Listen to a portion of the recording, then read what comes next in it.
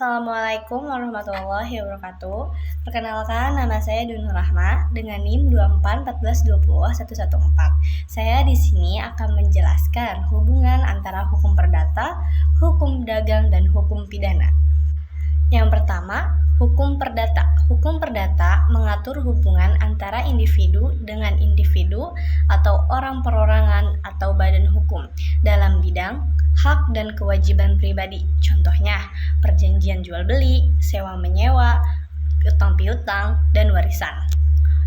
Fungsi utamanya yaitu untuk memberikan perlindungan terhadap hak-hak keperdataan dan menyelesaikan sengketa antar pihak melalui ganti rugi atau pemenuhan prestasi. Yang kedua yaitu hukum dagang. Hukum dagang sebenarnya merupakan bagian dari hukum perdata, namun bersifat khusus karena mengatur hubungan hukum dalam bidang perniagaan atau bisnis. Contohnya, perjanjian jual beli komersial, pendirian perusahaan, surat berharga, asuransi, dan kepalitan.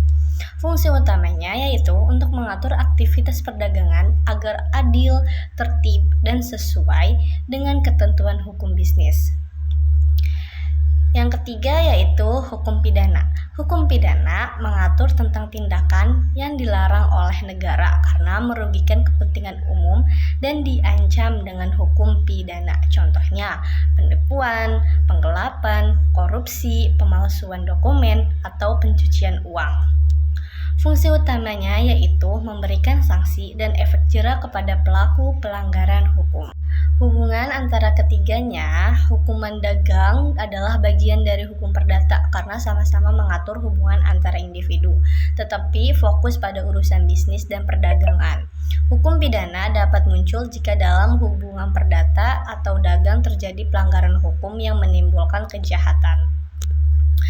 Jadi, dalam hukum perdata itu sifatnya umum atau privat. Hubungannya antara individu dan tujuannya melindungi hak individu dalam sanksi ganti rugi, pemenuhan perjanjian. Kalau hukum dagang sifatnya itu khusus atau privat. Hubungannya antara pelaku usaha, tujuannya untuk mengatur kegiatan bisnis dan sanksinya yaitu ganti rugi dan pembatalan kontrak. Sedangkan kalau hukum pidana itu sifatnya publik, hubungannya yaitu antara individu dan negara yang bertujuan untuk menegakkan ketertiban dan keadilan dengan sanksi. Jika melakukan kesalahan yaitu sanksinya hukum pidana dapat penjara atau denda.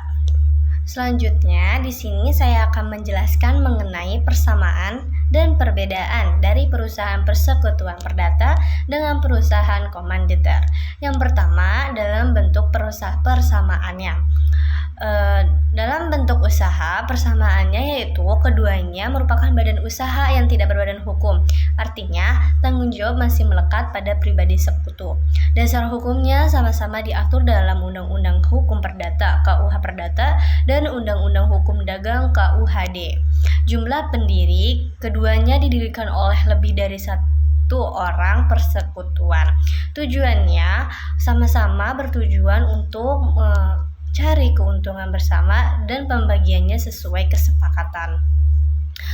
Perjanjian antara sekutu yaitu didirikan berdasarkan perjanjian antara para sekutu mengenai modal, pembagian laba, dan tanggung jawab.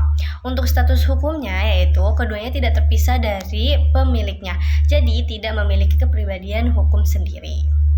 Yang kedua yaitu perbedaannya. Dalam bidang usaha, persekutuan perdata bersifat umum, bisa di bidang apa saja, tidak harus dagang. Sedangkan di persekutuan komanditer bersifat khusus di bidang perdagangan atau perusahaan dagang. Dasar hukumnya, persekutuan perdata diatur dalam pasal 1618 sampai 1652 KUH Perdata. Sedangkan persekutuan komanditer diatur dalam pasal 19 sampai 21 KUHD. Jenis sekutu atau anggota. Dalam persekutuan perdata, semua sekutu memiliki kedudukan dan tanggung jawab yang sama. Sedangkan dalam persekutuan komanditer ada dua jenis sekutu. Yang pertama, sekutu aktif komplementer dan sekutu pasif komanditer. Yang selanjutnya yaitu tanggung jawab. Dalam persekutuan perdata, semua sekutu bertanggung jawab penuh sampai harta pribadi. Sedangkan persekutuan komanditer, sekutu aktif bertanggung jawab sampai harta pribadi, sedangkan sekutu pasif hanya sebatas modal yang disetor. Untuk pengelolaan usaha dalam persekutuan perdata, semua sekutu dapat mengelola usaha bersama, sedangkan persekutuan komanditer hanya sekutu aktif yang boleh mengelola usaha. Sekutu pasif tidak boleh ikut campur dalam perusahaan. Modal usaha dalam persekutu perdata yaitu modal berasal dari kontribusi semua sekutu secara setara, sedangkan persekutuan komanditer modal berasal dari sekutu aktif dan sekutu pasif dengan peran berbeda. Contoh usaha persekutuan perdata yaitu kantor hukum, klinik bersama, firma akuntan. Sedangkan sekutu komanditer yaitu contohnya toko, perusahaan jasa, perusahaan dagang kecil.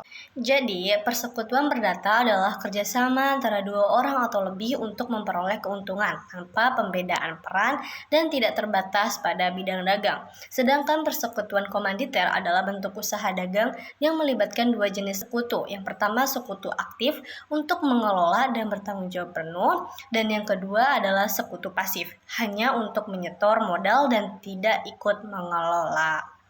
Gitu. Kurang lebihnya mohon maaf. Wassalamualaikum warahmatullahi wabarakatuh.